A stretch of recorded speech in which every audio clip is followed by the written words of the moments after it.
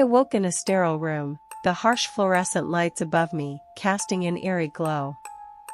My heart raced as panic surged through my veins. Where was I? I tried to sit up, but my body felt heavy, as if encased in cement. Memories eluded me, slipping through my grasp like water. A quick survey of the room revealed that I was in a hospital. The constant beeping of machines and the faint scent of antiseptic hung in the air. Tubes and wires snaked from my body to various monitors. Panic turned to confusion. How had I ended up here? I tried to call out, but my voice was a mere croak. My throat felt parched, and a desperate thirst gnawed at me. Summoning all my strength, I managed to press the call button by my bed. A nurse soon rushed in, her face a mixture of relief and concern. "Where am I?" I rasped, my voice barely audible. The nurse, a middle-aged woman with kind eyes, gave a sympathetic smile. "You're in St. Margaret's Hospital, dear. You've been here for 3 days now." 3 days? My mind reeled. I couldn't remember a thing. What happened to me? I asked, my voice trembling. The nurse hesitated, as if choosing her words carefully. "You were in a car accident, honey. You've been in and out of consciousness since they brought you in." The accident. The word echoed in my mind, but the memory remained elusive. All I could recall was darkness and a sense of impending doom. Who was with me in the car?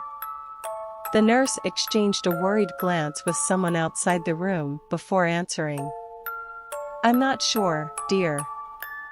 You were alone when they found you." Alone. The word hung in the air, heavy and foreboding. I strained my mind, but there was nothing, no faces, no voices, just an empty void where memories should be. Over the next few days, I underwent a battery of tests and examinations. The doctors found no physical injuries, but they remained baffled by my amnesia.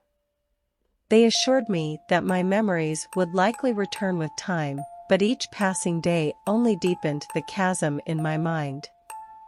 As the nights passed, sleep became my tormentor. In my dreams, I was haunted by fleeting images, twisted wreckage, shattered glass, and an ominous figure lurking in the shadows. Each morning, I awoke in a cold sweat, my heart pounding in my chest. One night, unable to bear the torment any longer, I decided to explore the hospital. Moonlight filtered through the windows, casting long, eerie shadows down the empty hallways. I moved silently, as if drawn by an invisible force. I reached the end of a corridor, where a heavy metal door stood ajar. The faint glow of a red exit sign beckoned me forward. I stepped into a small courtyard, overgrown with ivy and surrounded by towering trees. Moonlight bathed the scene in an otherworldly glow. My heart stopped as I spotted a twisted, mangled car hidden in the shadows. It was the same car from my dreams, the one I couldn't remember being in. Panic gripped me as I approached the wreckage, my fingers trembling as I traced the shattered glass and dented metal. And then, I heard it, a soft, haunting melody, like a lullaby from a distant memory. I followed the sound, my feet moving of their own accord, until I stood before an old oak tree. Beneath it lay a weathered gravestone, bathed in moonlight. The melody grew louder, emanating from the grave itself. I knelt down, my fingers brushing the moss-covered stone. As I read the inscription, a horrifying realization washed over me.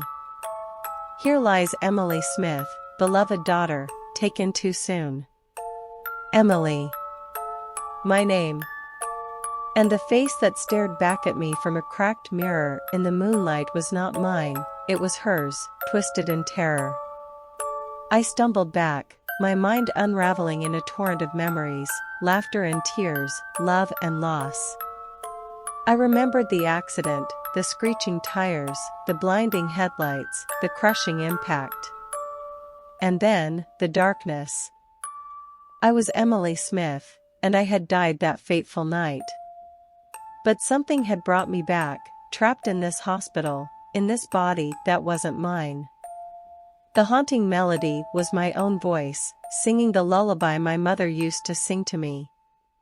As I stood there, trapped between two worlds, I felt a malevolent presence closing in on me. The shadows around the gravestone writhed, and a figure emerged, an embodiment of fear and violence. It was the entity that had torn me from the realm of the dead. I fled, my heart pounding in my chest. The hospital had become a labyrinth of horrors, and I was its captive. As I ran, I knew that I was not alone.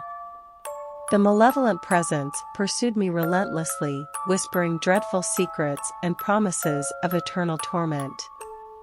I reached the room where I had awakened, the sterile light now a refuge from the darkness outside. I could hear the entity's whispers growing louder, its rage mounting. With trembling hands, I closed the heavy metal door, locking it in the courtyard. I sit here now, penning these words as a desperate plea for help. I am Emily Smith, trapped in a hospital of horrors, haunted by a malevolent force that refuses to let me go. If you find this, if you can hear my voice, please, break the cycle of fear and violence that binds me here. Save me from this eternal nightmare.